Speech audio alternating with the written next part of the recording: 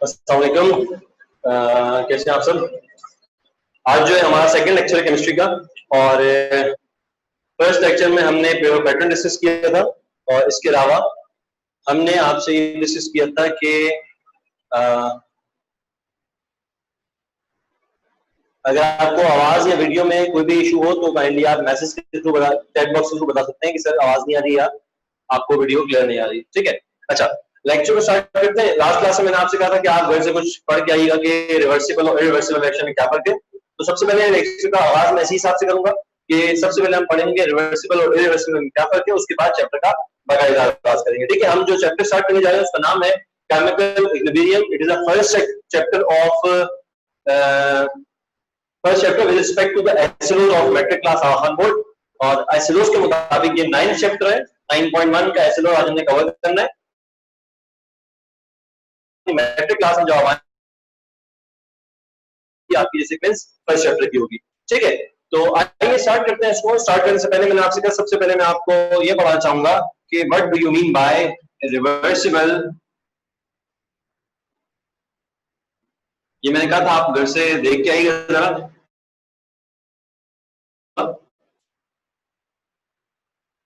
Reversible reaction, ठीक है, इसके बारे में बात करनी है, और ये समझने के बाद, इन दोनों की डेफिनेशन समझने के बाद हम अपने लेक्चर को आगे बढ़ाएंगे। और आज का लेक्चर जो है उसमें हमने 9.1 को कवर करने की कोशिश करनी है। 9.1 में 3 टॉपिक है हमारे पास, ठीक है, 9.1.1, 1.2 and 1.3।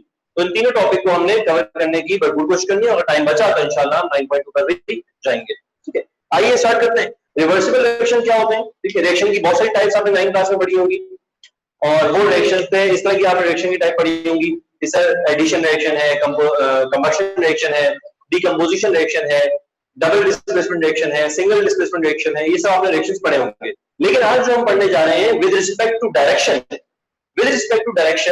Reaction has two types, two basic types. One is reversible reaction and other is irreversible reaction. Reversible reaction two way reaction होता है। क्या होता है? Reversible reaction two way reaction होता है, और या यूं कह लें आप जिसकी डायरेक्शन डबल डायरेक्शन होती है, दोनों तरफ वो प्रोसीड करता है। लेकिन इरिवर्सिबल रिएक्शन यूनि डायरेक्शन होता है।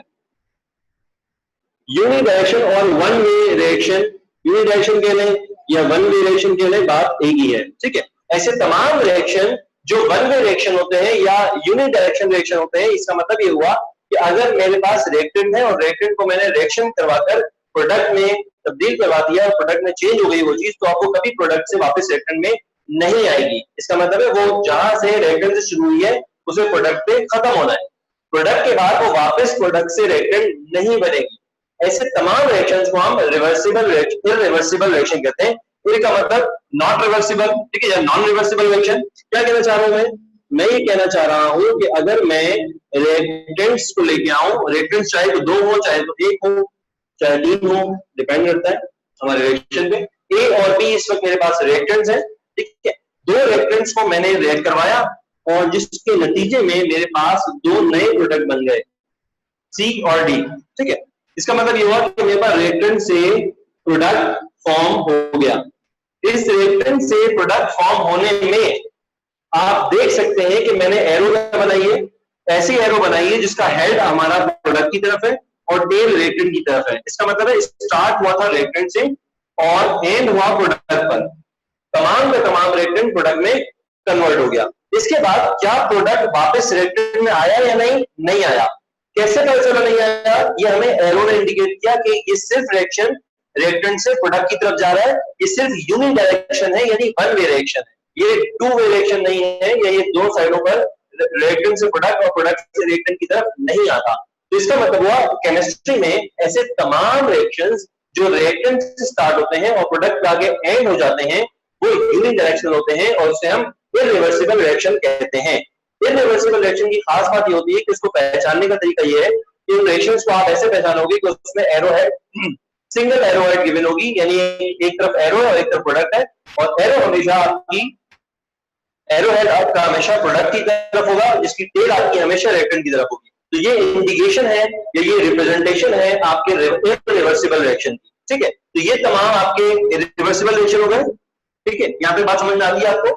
अगर नहीं आई तो कहेंगे आप चैट बॉक्स में पूछ सकते हैं सर ये वाली बात आप एक दफा फिर से रिपीट कर दें, तो आपके लिए फिर से रिपीट कर देंगे आप, ठीक है। तो तमाम इरिवर्सिबल रिएक्शन वो हुए जो रिएक्टेंट से स्टार्ट होंगे, इनिशियल पॉइंट उनका रिएक्टेंट होगा और फाइनल पॉइंट यदि उन्हें एक वक्त ऐसा आएगा कि रिएक्टेंट पूरा खत्म हो जाएगा और वो टोटली प्रोडक्ट में कन्वर्ट हो जाएगा, वहां पर रिएक्शन खत्म हो जाएगा, ठीक है। ऐसे तमाम रिएक्शंस को हम इरिवर्सिबल रिएक्शन कहते हैं, ठीक है, जिसमें रिएक्टेंट कंज्यूम होता रहता है और प्रोडक्ट फॉर्म होता रहता है। जुमलों को गौर करें, रिएक्टेंट कंज्यूम होता रहेगा मुसलसल और प्रोडक्ट फॉर्म होता रहेगा। इनिशियल स्टेज पे रिएक्टेंट बहुत सारा होगा, प्रोडक्ट जीरो होगा, लेकिन फाइनल स्टेज पे जितना रिएक्टेंट था वो सब का सब प्रोडक्ट में तब्दील हो चुका होगा और रिएक्टेंट हमारे पास जीरो हो चुका होगा। ऐसे रिएक्शन को हम इरिवर्सिबल रिएक्शन कहते हैं और ये तमाम के तमाम रिएक्शन यूनिडायरेक्शन रिएक्शन होते हैं, ठीक है वही बात। अब हम चलते हैं रिवर्सिबल रिएक्शन की तरफ। Reversible reaction two way reactions होते हैं। टू वे का मतलब हुआ कि ये रिएक्टेंट से प्रोडक्ट की तरफ भी जाएगा और प्रोडक्ट से फिर रिएक्टेंट की तरफ भी आएगा, तो इसे कहते हैं हम two way reactions, that are called reversible reaction. देखिए नाम में आंसर है, रिवर्स का मतलब है कि वो वापस बैक की तरफ पीछे की तरफ आएगा, यानी रिएक्टेंट की तरफ आएगा, ठीक है। इरिवर्सिबल मतलब कि पीछे की तरफ नहीं आएगा, वापस पलटकर प्रोडक्ट रिएक्टेंट की तरफ नहीं आएगा, ठीक है। आइए इसको मैं इसी तरह डायग्राम के थ्रू सॉरी स्कीमेटिक के थ्रू बताता हूं आपको। ये कहना चाह रहा है कि R for reactant, P for product. इसको ऐसे शो करते हैं कि रिएक्टेंट प्रोडक्ट में गया, ठीक है, और फिर प्रोडक्ट रिएक्टेंट में भी आएगा। तो आपने देखा इसकी इंडिकेशन और इसकी इंडिकेशन पे आप गौर करें कि जब रिएक्टेंट से प्रोडक्ट बना रिवर्सिबल रिएक्शन में, तो हम उसको रिप्रेजेंट करते हैं टू एरो हेड से। इसको देख सकते हैं आप, एक एरो हेड जो है वो प्रोडक्ट की तरफ है और सेकंड एरो हेड आपकी रिएक्टेंट की तरफ है। इसका मतलब ये है कि फर्स्ट ऑफ ऑल जब रिएक्शन स्टार्ट होता है और आप मार्केट से रिएक्टेंट खरीद के लाए हैं, फॉर एग्जांपल मैं एग्जांपल भी देता हूं इसकी आपको, आप मार्केट से खरीद के लाए हैं ए एंड बी, ठीक है, तो ए और बी देख करके क्या बनाएंगे, सी और डी बनाएंगे, ठीक है। लेकिन ऐसे रिएक्शन भी कुछ होते हैं, बहुत सारे होते हैं ऐसे रिएक्शन, जिस और उन्हीं रिएक्शन को हम केमिकल इक्विलिब्रियम में पढ़ते हैं, इस चैप्टर में पढ़ेंगे, ठीक है। ए और बी मैं मार्केट से परचेज करके लाया और मैंने ए और बी का रिएक्शन करवाया, ए और बी रिएक्टेंट थे, मैंने उनका रिएक्शन करवाया, जिसके नतीजे में मेरे पास सी और डी बनना स्टार्ट हो गए, ठीक है। लेकिन इस रिएक्शन की नेचर ये है कि इसमें सी और डी को भी अलाउ है, या सी और डी भी जो है वापस से रिएक्शन करके रिएक्टेंट की तरफ यानी ए और बी की तरफ आ सकता है। तो इसका मतलब है कि ये सी और डी भी इसकी तरफ वापस ए और बी की तरफ आना शुरू हो जाएंगे। यानी ये ऐसा रिएक्शन है, तमाम रिवर्सिबल रिएक्शन ऐसे रिएक्शन होते हैं जिसमें आपका रिएक्टेंट प्रोडक्ट में कन्वर्ट होता है और साइमल्टेनियसली आपका प्रोडक्ट रिएक्टेंट में भी कन्वर्ट होना शुरू हो जाता है। तो ऐसे तमाम रिएक्शन को हम रिवर्सिबल रिएक्शन कहते हैं। और रिवर्सिबल रिएक्शन को इंडिकेट करने का, रिप्रेजेंट करने का तरीका ये होता है कि उनके रिएक्टेंट और प्रोडक्ट के बीच में हमेशा आप डबल एरो का निशान बनाते हैं, यानी एक राइट और एक लेफ्ट, या एक मूविंग फॉरवर्ड और एक मूविंग बैकवर्ड। ये साइन आपको लाजिम मिलेगा। अगर ये साइन किसी रिएक्शन में नहीं है, ठीक है, ये साइन लगा हुआ है, तो आप इसे क्या कहेंगे, ये एक इरिवर्सिबल रिएक्शन है, ठीक है, ये वापस रिएक्टेंट की तरफ नहीं आएगा, ठीक है। तो यहाँ मैंने क्लियर कर दिया कॉन्सेप्ट रिवर्सिबल और इरिवर्सिबल रिएक्शन का, ठीक है। अब मैं आगे चलूंगा। अच्छा, ये बात बताना जरूरी है कि हमने इस चैप्टर में सबसे पहले रिवर्सिबल इरिवर्सिबल क्यों पढ़ा। मैंने बता दिया आपको, आपने समझ लिया, ठीक। कुछ सवाल लोग आएंगे, आप चैट बॉक्स के जरिए करें हमसे सवाल। रिवर्सिबल और इरिवर्सिबल रिएक्शन पढ़ाना इसलिए जरूरी है कि जो चैप्टर हम पढ़ने जा रहे हैं उसका नाम है केमिकल इक्विलिब्रियम, और केमिकल इक्विलिब्रियम में हम सिर्फ उन रिएक्शन को फोकस करेंगे जो सब के सब क्या होंगे, रिवर्सिबल होंगे। इसका मतलब है डेफिनेशन हमने पढ़ी, समझ लिया हमने क्या चीज डेफिनेशन होती है इसकी, रिवर्सिबल इरिवर्सिबल डिफरेंस क्या है, पढ़ लिया हमने। लेकिन केमिकल इक्विलिब्रियम कभी भी इरिवर्सिबल रिएक्शंस में नहीं होता, याद रखिएगा। केमिकल इक्विलिब्रियम क्या होता है, मैं इस पे आऊंगा, डिस्कस करूंगा इसको इंशाल्लाह। नेक्स्ट बस ऐसे ही हमारा यही है कि what do you mean by chemical equilibrium, इसको डिस्कस करेंगे। लेकिन उससे पहले ये बात बताना जरूरी है कि केमिकल इक्विलिब्रियम अगर होने के लिए, एस्टैब्लिश होने के लिए हमेशा रिएक्शन को रिवर्सिबल होना चाहिए। अगर हमारा रिएक्शन इरिवर्सिबल है, इसका मतलब है कि वो कभी भी वो रिएक्शन केमिकल इक्विलिब्रियम स्टेट को अचीव नहीं कर सकता, उसको एस्टैब्लिश नहीं कर सकता, ठीक है। तमाम ऐसे रिएक्शन जो रिवर्सिबल होते हैं उनमें ये मुमकिन तौर पर चांसेस होते हैं, और बेशक वो केमिकल इक्विलिब्रियम को अटेन करते हैं और करने की कोशिश करते हैं। ठीक है, तो पढ़ाने का मकसद सीधा है आपको दोनों के बीच में डिफरेंशिएट समझ में आ जाए कि रिवर्सिबल रिएक्शन और रिवर्सिबल फर्क क्या है। ठीक है, अब हम अपने फर्स्ट एसएलओ की तरफ चलेंगे। देखिए यहाँ तक किसी को सवाल है तो वो कहीं भी पूछ सकता है कि सर ये रिवर्सिबल नहीं समझ में आया या इरिवर्सिबल में कोई आपको प्रॉब्लम लगी। ठीक है, कहीं सवाल कर लें, इसके बाद आगे चलो।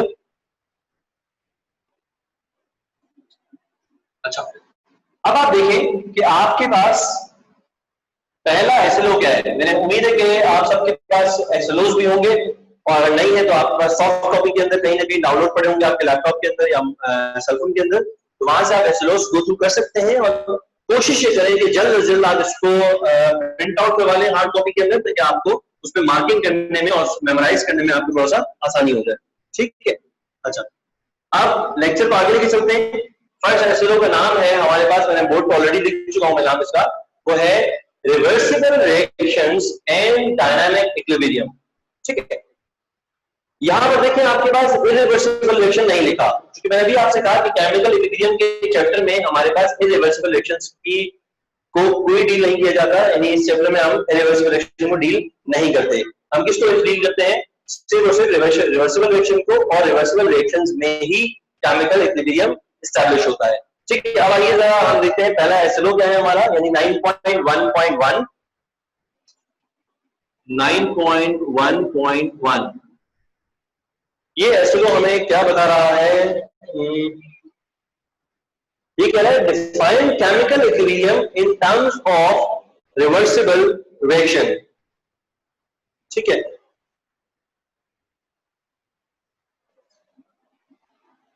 Define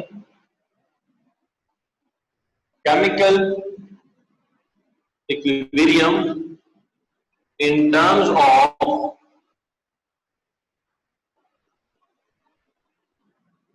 reversible reaction। ठीक है, हमने केमिकल इक्विलिब्रियम आपको समझाना है, और इसका आगे देखें। ठीक है, ये सवाल जो है आपका वो नॉलेज बेस्ड सवाल है, और नॉलेज बेस्ड का मतलब होता है कि बच्चे को इस टॉपिक के बारे में तमाम तर नॉलेज टीचर दे दे कि बच्चा इस बात को। मैं ये बता रहा था आपको कि रिवर्सिबल रिएक्शन और केमिकल इक्विलिब्रियम को डिटेल में एक्सप्लेन करने के लिए मैं आपके साथ तमाम बातें शेयर कर रहा हूं जो 9.1 के 3 एसएलओस के अंदर। देखिए 9.1 के 3 एसएलओस हैं, 9.1.1, 9.1.2 एंड 9.1.3। मैं इस पर डिस्कस कर रहा हूं 9.1.1, लेकिन इसकी डिस्कशन में, डिटेल डिस्कशन में मैं ये तीनों टॉपिक कवर करूंगा। जब मैं समझा चुकूंगा तो हम ये 2 एसएलओस रीड करेंगे तो आपको समझ में आएगी बात कि सर हम तो ये तीनों एसएलओस कवर कर चुके हैं। ठीक है, और उसको आप खुद अपने उन वर्ड्स में एलोबरेट कर सकोगे अपनी नोटबुक के अंदर। ठीक है, आइए चलकर डिस्कस करते हैं। और ख्याल रखिएगा मैं तीनों की डिस्कशन एक साथ करने जा रहा हूं, तो आपने इससे ज्यादा फोकस रखना है कि मैं क्या क्या बात कर रहा हूँ। एक जुमला हमारा इंपॉर्टेंट है तो उसको आपने गौर से सुनना है। पहली बात मैं बता रहा था आपको, जो आपको माइक काम नहीं करता, वो ये बता रहा था मैं कि किसी भी रिवर्सिबल रिएक्शन की क्या क्या कैरेक्टरिस्टिक्स हो सकती है। ठीक है, जो कि हमारे 9.1.3 एसएलओस में, जो अगर आप एसएलओ पढ़ोगी तो उसमें आपको समझ में आ जाएगा क्या है वहां पर कि किसी भी रिवर्सिबल रिएक्शन में रिएक्टेंट्स हमारे लेफ्ट हैंड साइड पे होते हैं, प्रोडक्ट हमारे पास राइट हैंड साइड पे होता है, और रिएक्टेंट और प्रोडक्ट के दरमियान हम रिवर्सिबल रिएक्शन को डबल एरो हेड से शो करते हैं, which indicates that it is a reversible reaction। ठीक है, 3 बातें हो गई। अब नेक्स्ट, केमिकल इक्विलिब्रियम कैसे रिलेट करता है इससे, क्या होता है केमिकल इक्विलिब्रियम, तो आइए समझाते हैं आपको। फर्स्ट ऑफ ऑल अब एक चीज समझाने लगा हूं, उसको और सुनिएगा आप। सबसे पहले आप मार्केट से ए और बी के 100 एम और 100 M, M means concentration, M means molarity. या आपको मैं यूं समझाऊं कि बेसिक कॉन्सेप्ट देने के लिए समझाऊं तो आप यूं समझ लें कि ए रिएक्टेंट के मैं 100 पार्टिकल्स लेके आया, 100 मॉलिक्यूल्स लेके आया। समझने के लिए एम का मतलब अभी मॉलिक्यूल्स नहीं है, एम का मतलब होता है मोलर कंसंट्रेशन। ठीक है, इसे मोलैरिटी कहते हैं। तो इंशाल्लाह इस चैप्टर में माइक्रोस में आएंगे तो आपको सिखाएंगे कि एम किसे कहते हैं और एम से क्या हम रिप्रेजेंट कर रहे होते हैं। अभी आप ये कर लें सिर्फ कॉन्सेप्ट को समझने के लिए, ए एक रिएक्टेंट है और बी सेकंड रिएक्टेंट है। मैं ए के भी 100 पार्टिकल्स लेके आया, मैं बी के भी 100 पार्टिकल्स लेके आया, और इनिशियली इसके 0 पार्टिकल्स थे, उसके 0 पार्टिकल थे, क्योंकि मैं इनिशियल बात कर रहा हूं। सबसे पहले इनिशियली जब मैं रिएक्शन स्टार्ट करने के लिए आया तो इनिशियल मेरे पास इसके 100 एम इसके 100 एम मैं परचेज करके लाया, और जब इनको मैंने रिएक्शन में हिस्सा करवाया, रिएक्शन में हिस्सा लिया, तो आपके पास C और D 0 था। C और D नल है, इसमें कुछ भी नहीं है। जैसे ही रिएक्शन प्रोसीड हुआ तो कुछ अर्से के बाद ये जो है वो 80 हो जाएगा। फॉर एग्जांपल हम एग्जांपल देके आपको समझा रहा था कि आपको कॉन्सेप्ट समझ में आए कि व्हाट इज केमिकल इक्विलिब्रियम। फिर ये 80 हो गया, और जब ये 80 और 80 हुआ तो ये कितना हो गया, 20 और 20 हो गया। अच्छा, अब जरूरी नहीं होता, ये तो मैं समझाने की कह रहा हूं, कोई बच्चा ये ना समझे कि सर जरूरी होगा कि ये जितना ये कम हुआ है उतना ये कम होगा, और जितना ये प्रोड्यूस हुआ है उतना ये प्रोड्यूस होगा। नहीं, इसे चूंकि फर्स्ट टाइम आपको समझा रहा हूं तो मैं सिर्फ कॉन्सेप्ट डेवलप करने के लिए आपको मैं 80 80 और 20 20 की एग्जांपल दे रहा हूं। अदरवाइज जरूरी नहीं है, ऐसा भी हो सकता कि ये 80 होता और ये 70 हो जाता, ठीक है, और 80 और 70 के बाद इसमें से कितने 20 कम हुए, इसमें 30 कम हुए, और यहाँ पे जब जाते तो एक 30 बन जाता और एक 20 बन जाता। मतलब इट डजंट डिपेंड कि हमेशा जो है केमिकल इक्विलिब्रियम में या हमेशा रिवर्सिबल रिएक्शन में जितना एक रिएक्टेंट से जाएगा उतना ही दूसरे रिएक्टेंट से जाएगा, और जितना एक प्रोडक्ट बनेगा उतना ही दूसरा प्रोडक्ट बनेगा, ऐसा जरूरी नहीं है। ठीक है, मैं क्योंकि फर्स्ट टाइम आपको सिखा रहा हूँ ये चीज, और फर्स्ट टाइम सीख रहे हैं केमिकल इक्विलिब्रियम, तो मैं डिटेल में थोड़ा आसान कॉन्सेप्ट सिखा रहा हूँ, फिर इंशाल्लाह इसके हार्ड कॉन्सेप्ट की तरफ भी जाएंगे। अच्छा, फिर कुछ देर के बाद देखा हमने कि ये हो गया 70, ये हो गया 50। समझने में, अब मैं वही कॉन्सेप्ट ला रहा हूं थोड़ा सा हार्ड। ये 70 हो गया और ये 50 हो गया। इसका मतलब ये हुआ इसमें से 30 लेस हो गए और इसमें से 50 लेस हो गए। ठीक है, ये 50 बन गए और ये 30 बन गए। देखिए इसमें से क्या 30 इसमें से गया, 50 इसमें से गया, टोटल कितने गए 80 गए, और यहाँ पर 50 और 30 को ऐड करें तो टोटल 80 बनेंगे। ज्यादा नहीं होगा कभी भी अमाउंट, ऐसा नहीं कि आप 100 लिखे तो ऐसा हो कि 400 बन जाए, ऐसा नहीं होगा। ठीक है, कंसंट्रेशन ऐसी नहीं होती है, जितने भी मॉलिक्यूल्स होते हैं मॉलिक्यूल सेम रहते हैं। क्योंकि हमने पढ़ा हुआ है 9th क्लास में हमने पढ़ा हुआ law of conservation of mass, mass can nether be created not be destroyed. ना ही मास खुद तो खुद क्रिएट हो सकता है और ना ही मास को हम डिस्ट्रॉय कर सकते हैं, but it can change from one form to another form. तो मास जो हम लेके आए तो ये मास एक फॉर्म से दूसरी फॉर्म में कन्वर्ट हो रहा है, ये कोई ज्यादा बॉडीज नहीं होगा और कहीं गायब नहीं हो सकता मास। ठीक है, तो आप अब देखें एक सिचुएशन ऐसी आ गई। इसके बाद क्या हुआ, अब रिएक्टेंट प्रोडक्ट में जा रहा है, कुछ देर के बाद प्रोडक्ट रिएक्टेंट में आना स्टार्ट हो जाएगा। समझना इस बात को, रिएक्टेंट प्रोडक्ट में जा रहा था क्योंकि मैंने इनिशियल तौर पर रिएक्शन में स्टार्ट करवाया, और आस्ता आस्ता सारा रिएक्टेंट प्रोडक्ट की तरफ जा रहा है। एक बार कैसा आया कि फॉर एग्जांपल ये रह गया 20 और ये भी हो गया 20, और यहां पर जो सूरत थी वो कुछ ये बनी कि ये रह गया 70 और ये हो गया 90।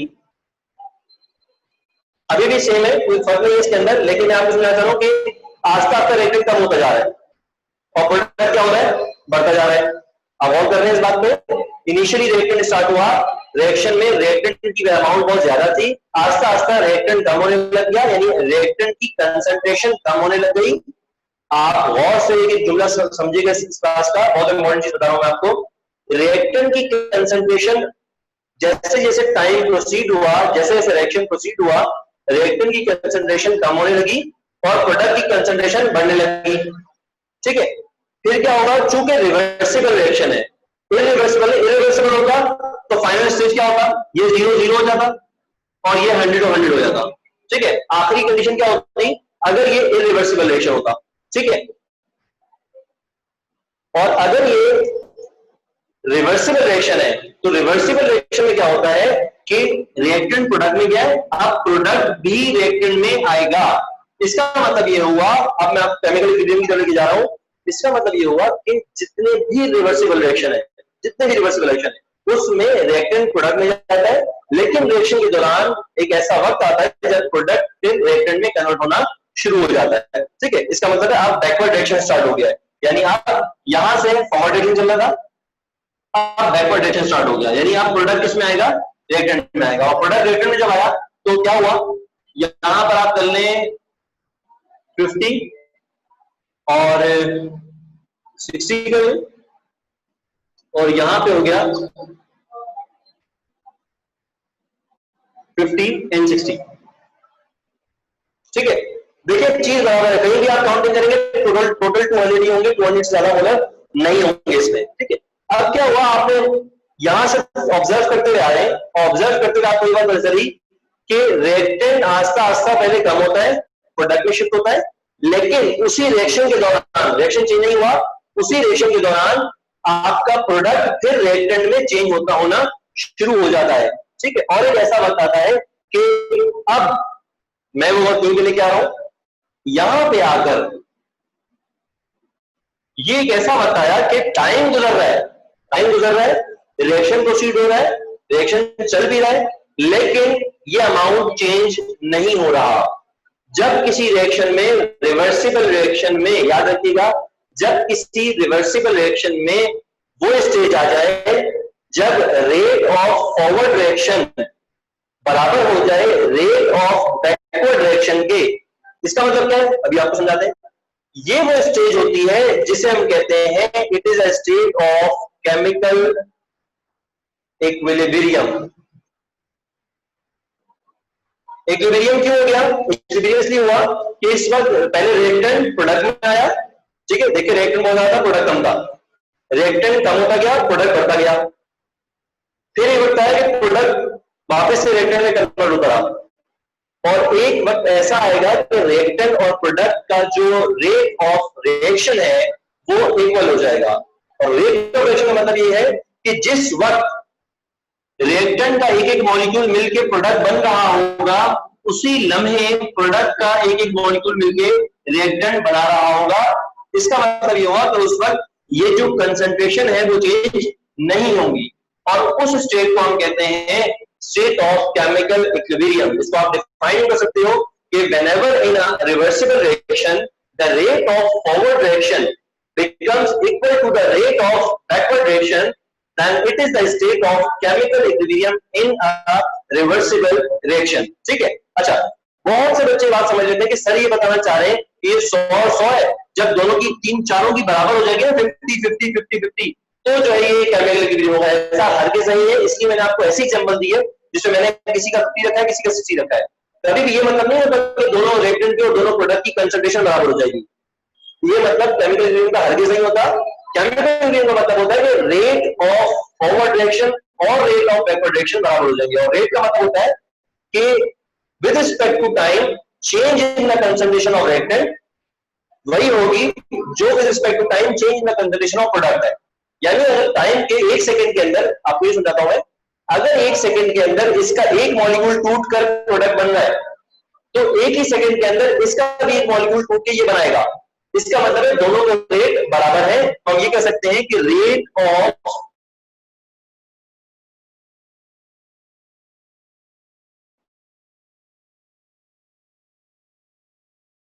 रिएक्शन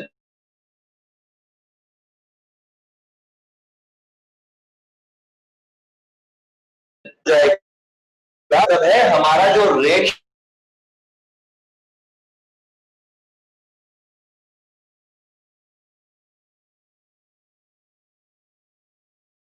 इसके बाद तमाम के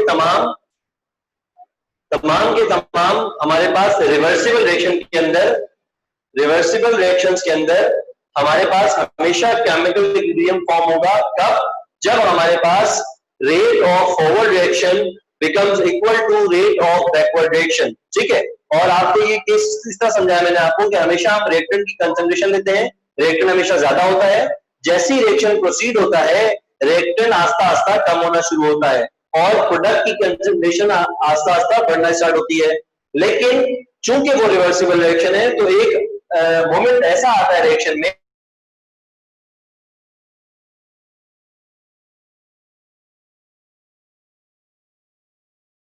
जब प्रोडक्ट जब रिएक्टेंट की तरफ शिफ्ट होना शुरू होता है तो उसी में ऐसा वक्त आता है कि जब उनकी कंसंट्रेशन में कोई चेंज नहीं आता, इसका मतलब है कि इस वक्त रेट ऑफ फॉरवर्ड रिएक्शन और रेट ऑफ बैकवर्ड रिएक्शन एक दूसरे के बराबर हो गए, and that is known as the state of chemical equilibrium. ठीक है, आज की क्लास में हम यहीं तक रखेंगे। केमिकल इक्विलिब्रियम आपको समझा दिया है, काइंडली आप इसको बुक से एक दफा रीड आउट कर लीजिएगा, और बुक में आपको कोई प्रॉब्लम अगर फेस होती है तो हमारी नेक्स्ट क्लास में आप क्वेश्चन आंसर सेशन में आप उसको पूछेगा, ठीक है। और नेक्स्ट क्लास में आपको मैं रेट ऑफ रिएक्शन का मतलब डिटेल में बताऊंगा और इसको हम डिटेल में डिस्कस करेंगे, ठीक है। तब तक के लिए अल्लाह हाफिज, थैंक यू।